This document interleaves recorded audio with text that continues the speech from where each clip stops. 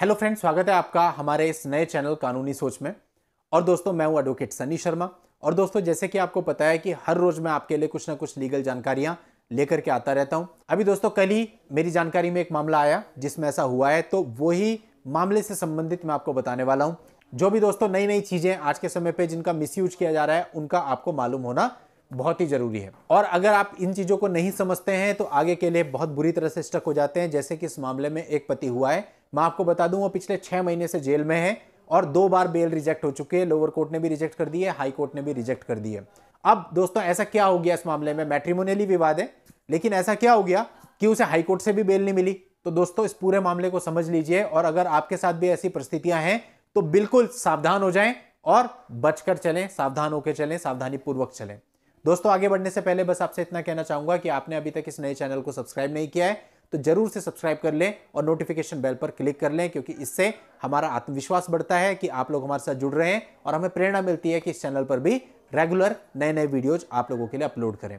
तो चलिए दोस्तों, पूरा मामला आपको मैं बताता हूं क्या था। देखिए दोस्तों, यहां पर शादी हुई और जिस लड़की से शादी हुई वो लड़की डाइवोर्सी थी और उसके साथ एक उसकी छोटी बच्ची भी थी। तो उसने कंडीशन रखी कि जब तुम मेरे से शादी करोगे तो तुम्हें इस बच्ची को भी अपनाना पड़ेगा। उस समय बच्ची बहुत छोटी थी, 4 या 5 साल की। अब दोस्तों, इस आधार पे पति ने कहा कि ठीक है भाई, जब मैं शादी कर रहा हूं तो बच्ची को भी अपनाना पड़ेगा। तो उसने बच्ची को भी अपना नाम दे दिया और स्कूल में उसका एडमिशन भी करवा दिया। अब दोस्तों, दोनों के बीच में रिश्ता बन गया पिता और पुत्री का। अब दोस्तों, कुछ समय तक सब कुछ ठीक रहा, लेकिन उसके बाद पति पत्नी दोनों के बीच में विवाद हो गए। अब दोस्तों, यहां पर जो पत्नी थी उसने क्या किया, अपने पति पर पॉक्सो एक्ट लगवा दिया। वर्तमान समय में दोस्तों बेटी की आयु 20 वर्ष है, लेकिन उस लेडी ने यह दिखाया कि मेरा जो पति है वो अपनी ही बेटी के साथ गलत काम करता था, जबकि उसकी उम्र 17 साल थी, यानी उसे 18 से कम दिखा दिया।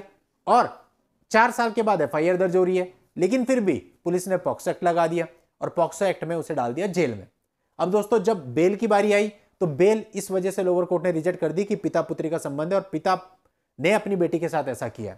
तो एक बहुत बड़ी बात होती है सोसाइटी की नजर में, तो इस वजह से बेल रिजेक्ट हो गई।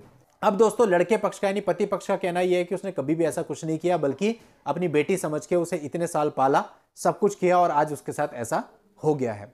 अब दोस्तों, हाई कोर्ट में भी बेल इसी वजह से रिजेक्ट हुई कि पिता पुत्री के बीच का हुआ है, अदरवाइज शायद हो भी जाती। 6 महीने से वो जेल में है, तो इस वजह से कहीं से बेल नहीं मिल रही है कि पिता ने अपनी बेटी के साथ गलत किया है, रिलेशन ऐसा है और सोसाइटी इसको इतना लाइटली नहीं लेगी ऑब्वियसली, और ना ही कोर्ट इतना लाइटली लेगी।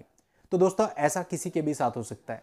यदि आपकी भी कोई ऐसी सेकंड मैरिज है, या आपके साथ भी आप किसी बच्चे को अपने पास रख रहे हैं जिसका कोई नहीं है, या फिर दोस्तों बहुत सारी चीजें होती हैं, एज ए हेल्प आप रख रहे हैं, तो आजकल दोस्तों देखिए जमाना बिल्कुल ठीक नहीं है, किसी की हेल्प करनी भी आपको भारी पड़ सकती है।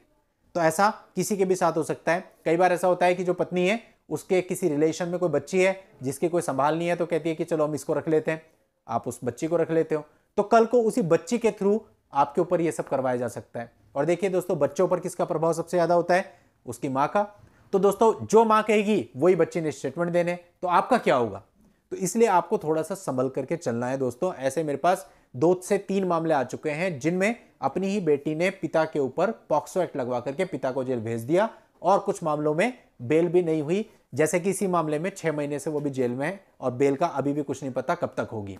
तो इसलिए दोस्तों, आपको ध्यान रखना है, अगर आप ऐसा कुछ कर रहे हैं तो बिल्कुल ना करें, सावधान हो जाएं और सावधानी पूर्वक ही आगे बढ़ें। तो दोस्तों, मैं उम्मीद करता हूं कि वीडियो आप में से बहुत सारे लोगों के काम आएगा। अब दोस्तों, प्राइवेसी का मैटर है, इसलिए मैं यहां पे पार्टी नेम रिवील नहीं कर रहा हूं, कौन है क्या है। और वैसे भी दोस्तों, अभी कोई जजमेंट तो आया नहीं है कि मैं पार्टी नेम रिवील करूं। बस मेरा मकसद ये था कि इतना कुछ सोसाइटी में चल रहा है तो वो चीज आपके सामने आनी चाहिए कि भाई ये भी हो रहा है और इसमें भी आप फंस सकते हो और बुरे फंस सकते हो। तो चलिए दोस्तों, आज की इस वीडियो में इतना ही। नेक्स्ट वीडियो में नई लीगल जानकारी के साथ मैं आपसे फिर मिलता हूं। तब तक के लिए goodbye and thank you for watching. Take care.